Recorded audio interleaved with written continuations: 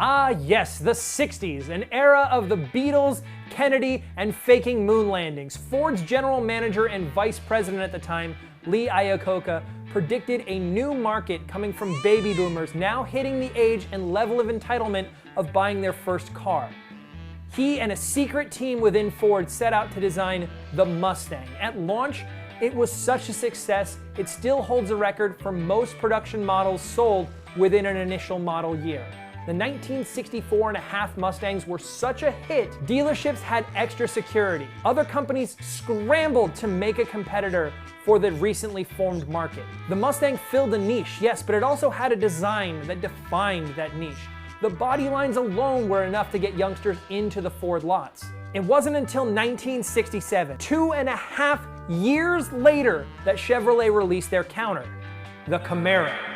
It was designed from the ground up to defeat the Mustang. It had bigger engine offerings, a meaner look, and more trim options. If the Mustang had the looks to hook you, the Camaro had the looks to slay you. It looked like the Camaro was poised to take the throne as the top pony car. But in 1967, we saw the first. Mustang GT500. Carroll Shelby stuffed a 7-liter V8 from a police interceptor into the sporty 2+2. And the already lightened body was now holding 355 horsepower. Within a year, this engine was available from the factory and was known as the Cobra Jet.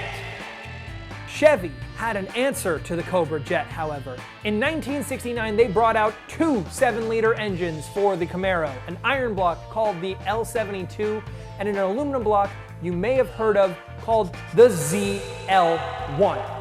It embarrassed Mustangs and even small block Corvettes.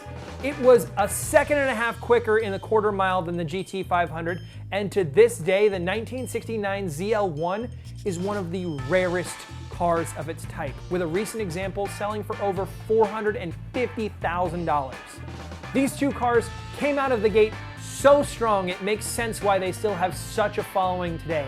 The Camaro was powerful, beautiful, and holds more value today than similarly spec'd Mustangs.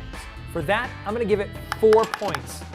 But for selling a literal world record of units, and for single-handedly starting a new segment of automobile that has viewed the world around as iconically American, I can't do anything less than give the Mustang 5 points.